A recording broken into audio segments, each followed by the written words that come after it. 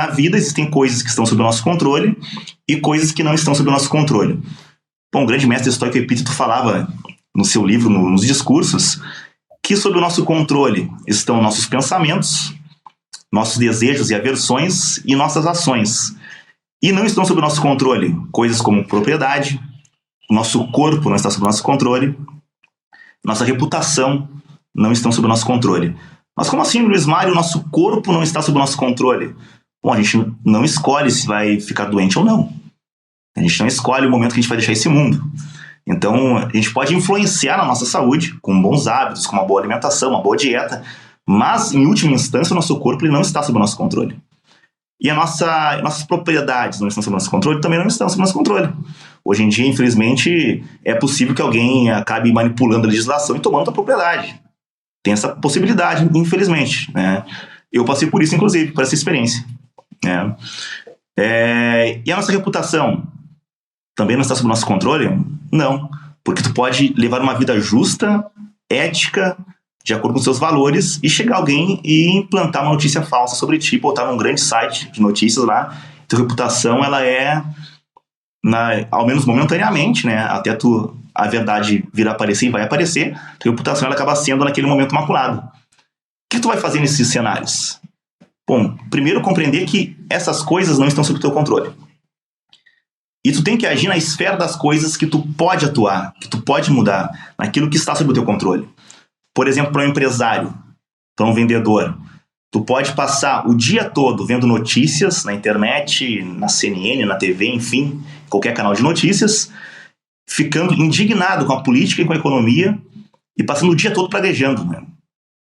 Que esse governo não sei o que, a economia tá assim, tá assado. Ou tu pode criar um plano de ação, estruturar a tua empresa, criar uma estratégia que vai te levar a alcançar tuas metas e focar o máximo que tu pode nessa estratégia, focar o máximo que tu pode em fazer a tua empresa se desenvolver. Isso está totalmente sob o teu controle. Eu pergunto, qual é que é a iniciativa mais eficaz para uma vida boa? Tu passar o dia reclamando das notícias ou tu focar no desenvolvimento da tua empresa? Eu acho que não há dúvidas, né, de qual é a iniciativa mais lógica aqui. E a dicotomia do controle é isso. É tu parar de perder tempo e energia, que são duas variáveis escassas, afinal, tanto tempo quanto energia, elas vão acabar uma hora, nosso tempo é limitado nesse mundo. É nós pegarmos essas variáveis escassas e usar de uma maneira que vai otimizar a nossa vida. E não desperdiçá-las de uma forma que não vai nos levar a lugar algum. Então, ao focar no que está sob nosso controle, nós temos um ganho de produtividade, acima de tudo. E quando focamos naquilo que não podemos controlar, a gente fica parecendo, no fim das contas, crianças mimadas, que ficam lá reclamando lá do professor, do diretor da escola, daquilo que eles não podem controlar, ao invés de estudar, né? Ao invés de fazer a tarefa dela no dia a dia, né? Então essa é a grande sacada da dicotomia do controle. Focar naquilo que tu pode controlar e perceber o ganho de produtividade que tu vai ter ao conseguir fazer essa alocação mais eficiente, mais inteligente de recursos. E não só essa questão, né, Luiz? Você focar no que você pode controlar, primeiro, você assume controle da sua vida, né? Porque se você não faz o que está dentro do seu controle, o que acontece com você está 100% pautado no que o externo está te trazendo, né? Esse é um ponto, né? Se você não faz o que está dentro do seu controle, você está abrindo mão do que você pode fazer por você, né? E daí você vai ter que aceitar o que vier, né?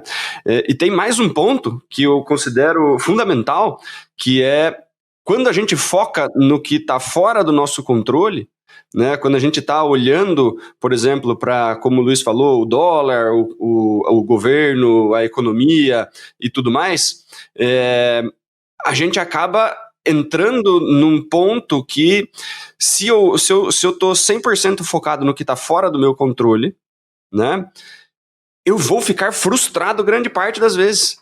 Né, porque eu estou, primeiro, despendendo minha energia, despendendo meu foco, né, em coisas que eu não consigo controlar, né, e daí, nesse ponto, pode acontecer duas coisas, né, o que você espera pode acontecer, e daí você fica feliz, e o que você espera pode não acontecer, e daí você fica triste.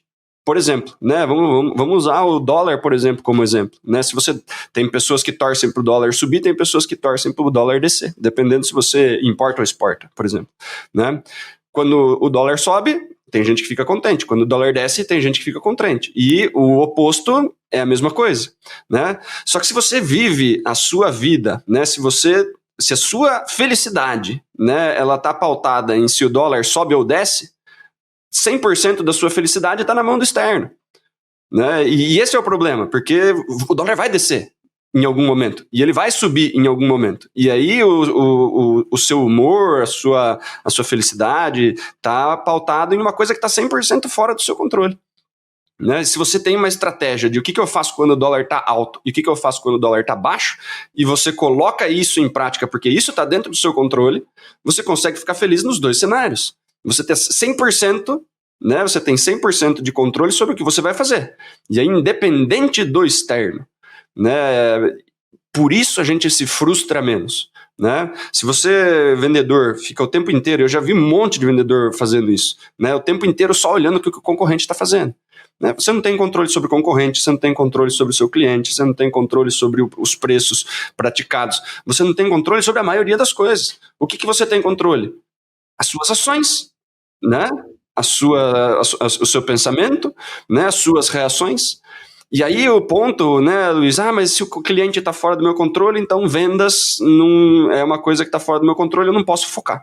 Realmente, né, o cliente falar sim para nós está fora do nosso controle, mas eu posso influenciar muito a decisão do meu cliente se eu fizer um bom trabalho, né, e aí a gente vai falar sobre excelência um pouquinho mais para frente.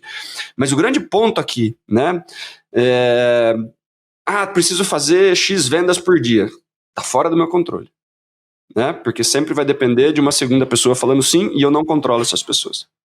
Agora, fazer 30 ligações por dia está dentro do meu controle. Se elas vão ser atendidas ou não vão ser atendidas, está fora do meu controle. Mas fazer as 30 está dentro do meu controle. Só que o que o pessoal faz, Luiz? Faz 15 ligações, não consegue muitos contatos, não consegue nenhuma venda nessas 15 e fala assim, ligar não adianta, e para. E daí não fez nem a sua própria parte, que são as 30 ligações, né? E daí já começa a reclamar, já começa a esbravejar, já começa a se frustrar, mas não fez nem o que está dentro do próprio controle para construir o resultado. Né? Então, por causa dessas lições, né, que eu digo que o estoicismo ajuda demais a carreira de um vendedor. E aí, gostou deste conteúdo? Então eu quero te fazer 3 convites. Primeiro, para você ouvir o programa completo lá no Spotify. Segundo, para você conhecer o programa de aceleração de supervendedores, o nosso treinamento de vendas, onde eu e Daniel Mestre vamos te ensinar como aplicar o método supervendedores no seu negócio. E terceiro, quero convidar você para conhecer o RD Station CRM, o melhor e maior CRM do Brasil, inclusive o CRM que nós utilizamos aqui na nossa operação comercial. Esses 3 links estão na descrição deste vídeo. Vem com a gente e bora crescer!